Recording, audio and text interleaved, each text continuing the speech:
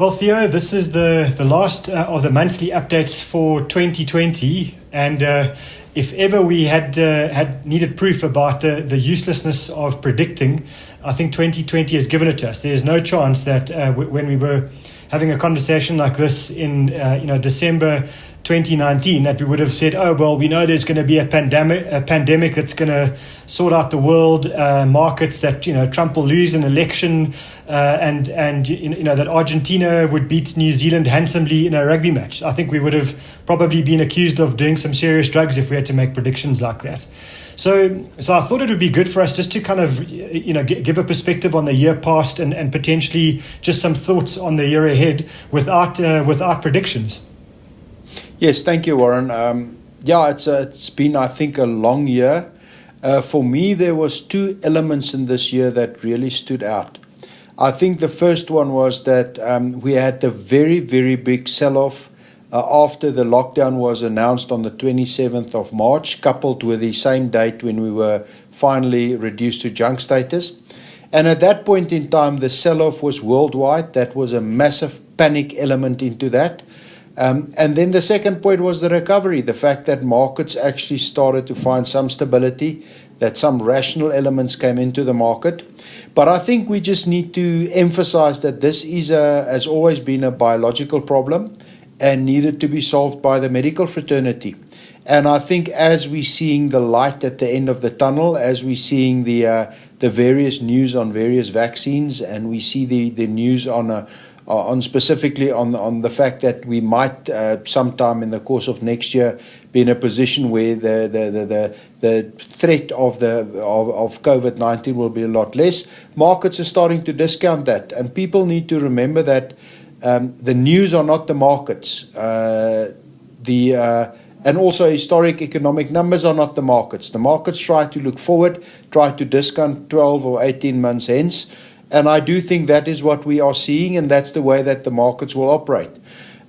For me, there was two other elements out of this that was very strong. I think this was almost any problems that we had, structural problems, social problems, was emphasized. So on the one hand, it was a kind of a catalyst to make people see the problems of South Africa and the problems of the world. And on the other side, it was an accelerator in terms of things that were on the way to change. They accelerated.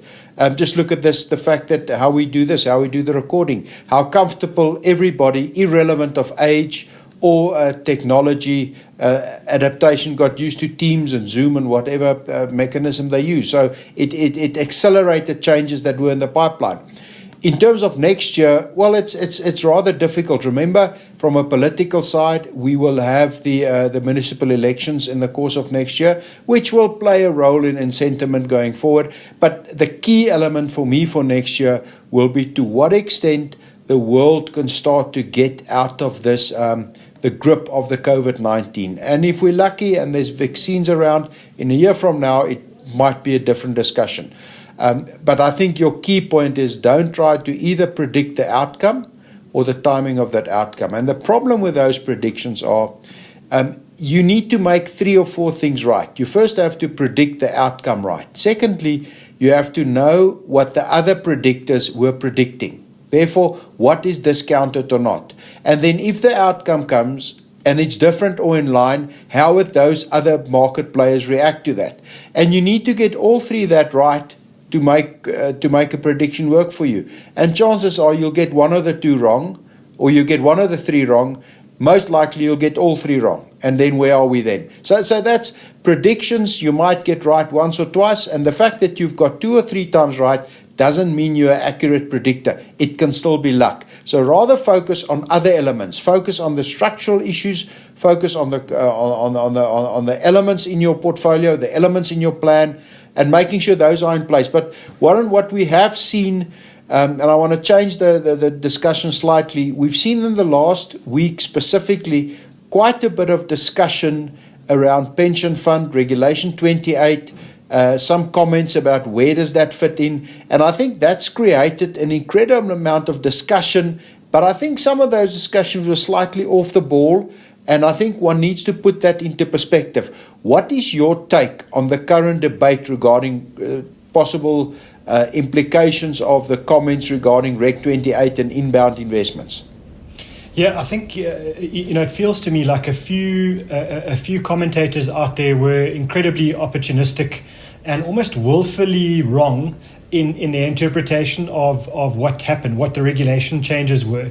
So just for our clients who maybe haven't followed it but have seen a few tweets or newspaper headlines, there were some changes right at the end of October that kind of got a bit of publicity through November, where the Reserve Bank have in a way relaxed exchange controls, but it's very specific to what they call inward listings, and it's very particular more to the JSE than to any other kind of investment. So what it's allowing is more of the investments that are listed on the JSE but that are exposed to international markets. And it'll be, for example, a bond where a company raised a euro bond. So let's just say it borrowed 100 million euros and it did it in the form of a bond.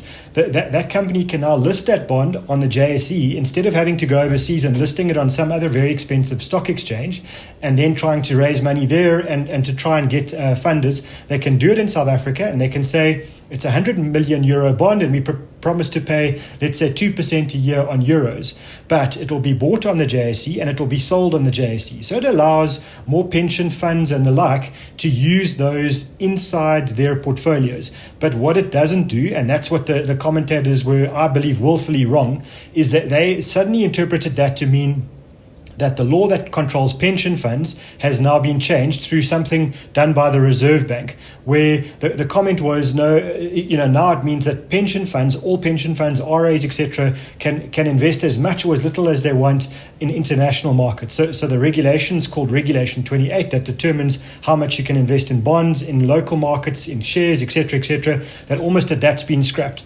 which is, frankly, I think it's complete garbage. And I think that these were commentators who were either putting pressure on the regulators to try and get an outcome they wanted, or more cynically, it was to get themselves on the radio, to get themselves quoted in newspapers and websites. And I feel, they achieved that objective, but what they also did was they created a major misinformation for individuals out there. So the bottom line is, exchange controls haven't changed for a private investor. We can, all of us, send out 10 million rand a year per individual, plus 1 million rand a year on our discretionary allowance. And we've always been able to buy as much as we want of rand-denominated offshore exchange-traded funds in our personal names. That hasn't changed. So for all intents and purposes, exchange controls really don't apply to individuals anymore. If they do, it's a cash flow issue more so than a limit on how much you can send out of the country.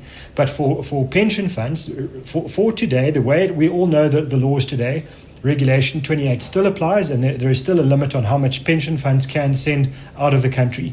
And that might change in the future, but the law certainly hasn't been changed now. There's some technicalities around this, but the point is the laws are as they are 3 months ago, 6 months ago, and a year ago. So we urge our clients just to disregard any comments from the big talking heads saying that RAs have been relaxed and you can convert your RA to 100% offshore. Our view is you can't. It's a pity that the financial services regulator, the FSCA, hasn't come out more strongly to say that this hasn't changed, because they put out kind of a little bit of a holding statement with one or two sentences which were a bit vague. It's a pity that they weren't a bit clearer about that. We expect that something more will be said in the near future, but for now, please don't anticipate changes in retirement funds. It hasn't changed. For the rest, you can still use your 10 million rand tax clearance per person plus your R1 million allowance, and then you can buy rand-denominated exchange-traded funds or rand-denominated unit trusts to get more offshore exposure if you wanted, in your personal capacity, in your family trust, in any other of those kinds of vehicles. So I think there was a lot of hype that wasn't necessary, wasn't needed to be created. And I think just staying on offshore for a second, the rand has been particularly strong through much of October and November. We don't know about what happens in the future, but just to make sure that our clients get their overseas asset allocation right, make sure that they've got the appropriate amounts that they need in South Africa and overseas, and they need to be quite particular about when they convert their rands to dollars, because when the exchange rate is in our favor, then it's a good time to be greedy about converting your rands into dollars. But we're not saying now take trading positions where you suddenly try and convert everything you have overseas. It needs to be particular to your family, your position, and your future objectives. And as a reminder, we've always said, for the whole of 2020, when the rand is stronger than 17 rand to the dollar or stronger than 20 rand 50 to the pound, use the currency then as an opportunity to get your offshore balance right. We haven't changed that recommendation for now. So just in summary, those are our views on the exchange rates. Warren, if you ask me the question about next year and how do we foresee it and where do we position ourselves, just a few comments from new money going into the market, current funds in the market. Just a few principled views from your point of view. I think money that needs to be allocated to the JSE or to the South African markets in general, I think we would be quite cautious to not invest it all in one shot. So we would certainly take lump sums and invest them on a monthly basis, probably over 6 to 12 months, depending on what the objectives are of our client. And then once we've converted rands to offshore currency, so we would do that in one batch when the rand is favorable and the money is now sitting overseas, we would then take our time again to phase that money into the investment markets over 6 to 12 months. We think international markets are still going to be very volatile for a period of time. As you said earlier, we need the scientists to give us a medical resolution on how COVID gets kind of absorbed in the system and dealt with correctly. And there's so many other political uncertainties at the moment globally that we just think it makes sense to phase your money into the investment markets. But what we would do in lump sums is convert the rands to dollars or to pounds at the right exchange rates. We think for the next sort of 5 to 10 years, we are quite excited about the opportunities being offered by emerging markets. We think that there is good value in global emerging markets, and that might be very positive for the JSE, but it's not a prediction. We just we need to see how events unfold, and we're not too scared of global markets in general. We think that technology shares, they were expensive, they are expensive, so we're not piling into those specifically. But for the rest, global markets aren't ridiculously expensive when you take out the impact of those big technology companies.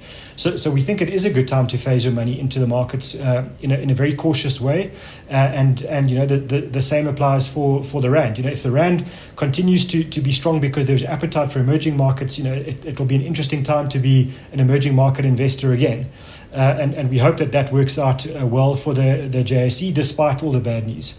And I think just as a last comment there from my side, I think we must be careful to ignore the good news that's coming through in South Africa. We've seen some political arrests, we've seen some economic reforms happening, we've heard about the telco model for state-owned enterprises. There are little bits and pieces of good news which we think are not getting a lot of airtime at the moment, and certainly we're not saying that it's swung the pendulum now in favor of South Africa and everything is great. That would be a mistake to have that view, but we just think there is a bit more going on that's good that we just see not getting airtime in the media or in the social media in South Africa.